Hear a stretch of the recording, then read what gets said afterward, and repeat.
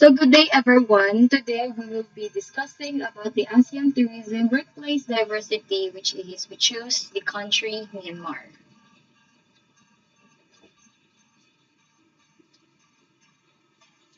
So key cultural and workplace practices. So key cultural values and workplace practices in Myanmar emphasize the respect, hierarchy, and indirect communication, and all deeply influenced by Buddhism and traditional customs.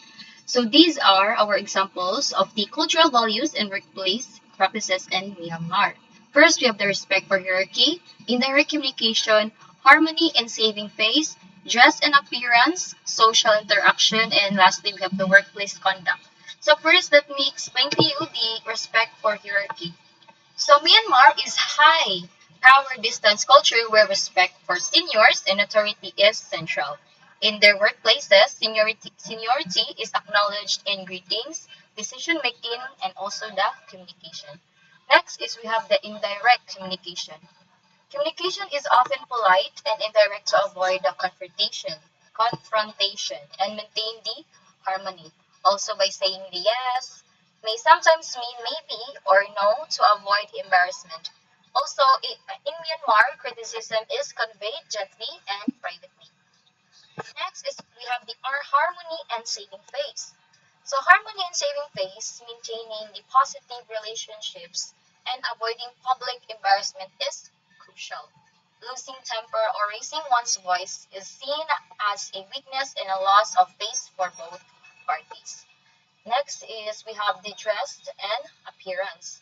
So while casual dress may be common, formal office meetings expect respectful attire. Wearing traditional clothing such as the longi or sarong is appreciated. Shoes are removed before entering offices or their homes. Next is we have the social interaction.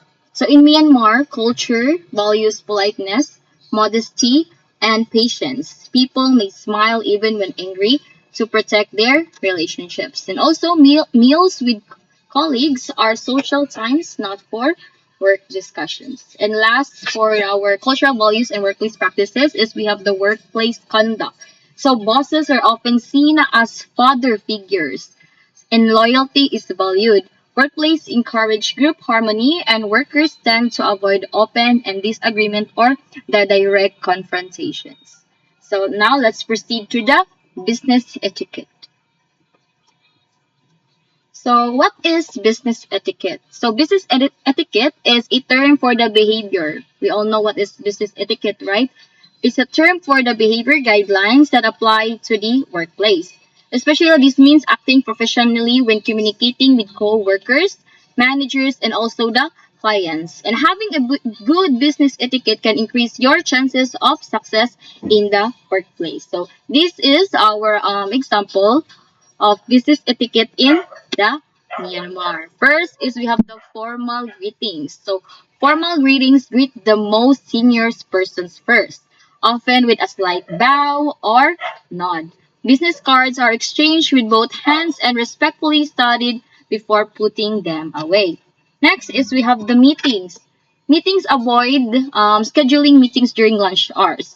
Punctuality is respected, but meetings often involve consensus building rather than direct debate.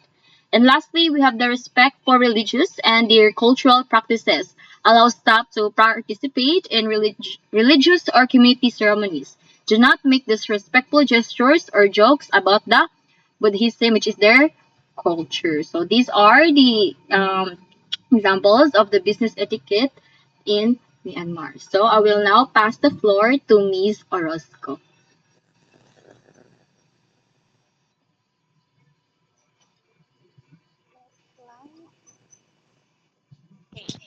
Thank you. So, good day, everyone. I will discuss the common challenges for Filipino tourism professionals working in Myanmar.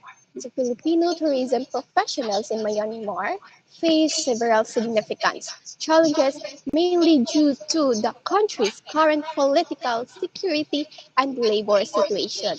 So, these issues often overlap with cultural differences and workplace expectations. So, first, we have security and political instability. So Myanmar has been under crisis alert level 2 because of civil unrest and ongoing conflict. This makes the working environment unpredictable and sometimes unsafe for workers, including Filipinos. Second, the issues of illegal recruitment and trafficking remains a serious concern. Many Filipinos fall victim to illegal recruitment who promises good jobs but end up exploiting them. Some are forced to work under poor conditions or even in online scams. It is very important for workers to verify job offers and apply only through licensed agency. Next is the third. There are language barriers. So communications can be difficult since English is then not widely spoken in some areas of Myanmar. So these affect how Filipinos workers interact with local challenges and guests, which can also impact a several quality. Fourth is the cultural adjustment plays a huge role. Myanmar cultural values had respect, confrontations is avoided, and communications is often indirect. So Filipinos who are naturally expressive and friendly may need to adjust to this more reserved communication style. And the fifth, there is a limited community support. Since there are only a few Filipinos working in Myanmar tourism sectors, many feel isolated and lack emotional and social support. And the sixth is corruptions and lack of accountability can also make it difficult for workers to report unfair treatment or seek justice in the workplace. Lastly, even among the Filipinos, there can sometimes be a toxic work relationships, such as a gossip or competitions, which can affect the teamwork and morale. So despite these challenges, Filipino tourism professionals can still thrive in Myanmar by being vigilant, adaptable, and cultural sensitive. And that's all for the challenges. I will pass the floor to Montero. Thank you.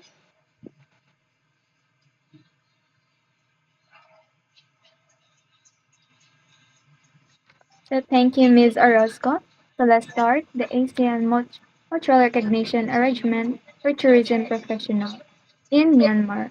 So, in short, the Asian MRATP helps you as a tourism worker use your skills and certificates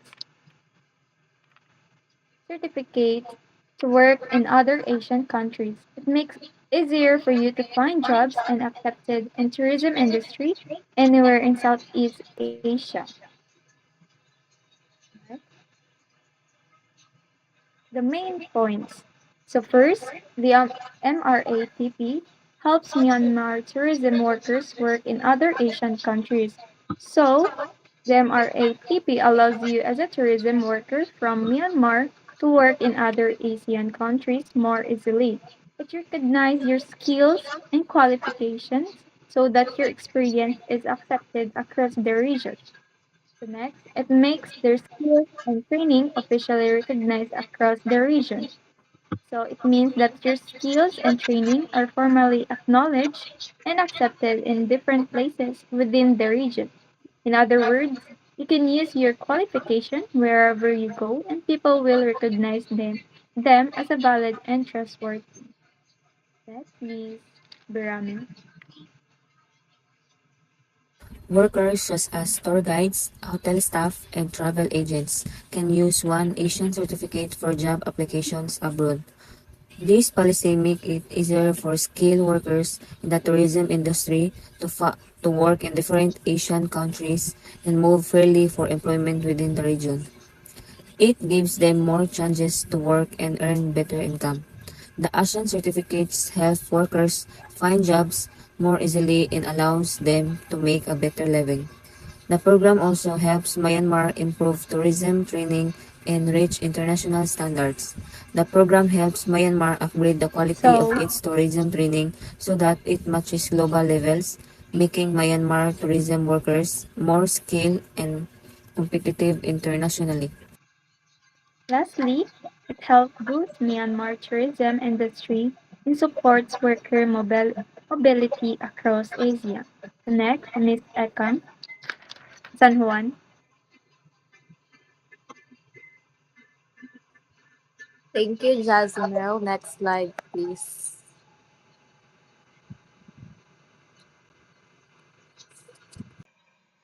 For the last topic is recommendations for Filipino workers to adopt in Myanmar's multicultural workplace. First recommendation is to show respect for local culture. People in Myanmar deeply value their traditions, regional and social costumes, since many of them are Buddhist. And people there in Myanmar appreciate a calm behavior, humble and respectful behavior. Filipino workers should be mindful of local practices such as showing politeness and dressing modesty and avoiding actions that may be seen as disrespectful. For the second recommendation is communicate gently and clearly. Filipino workers should adjust their way of speaking to Myanmar, like to fit in Myanmar's polite and calm communication style. It is best to talk in a gentle way or a gentle tone and avoid using harsh or demanding words.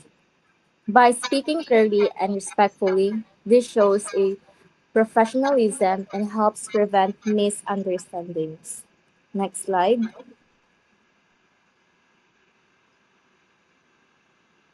The third recommendation is to adapt to a different workplace. Filipino workers in Myanmar should learn to adjust to a different workplace styles. They need to observe how their coworkers communicate and making decisions to work together.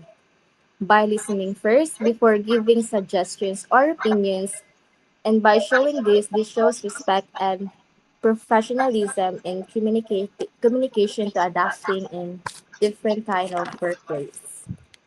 The last recommendation is learn basic Myanmar phrases. And by learning a simple Myanmar words can help the Filipino workers connect better with their coworkers. By using greeting with their language, this helps create a friendly atmosphere, builds trust, and makes everyday communication to the workplace more smoother and more comfortable.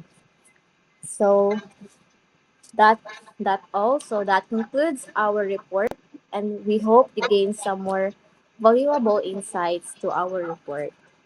Thank you for listening. That's all. Thank you.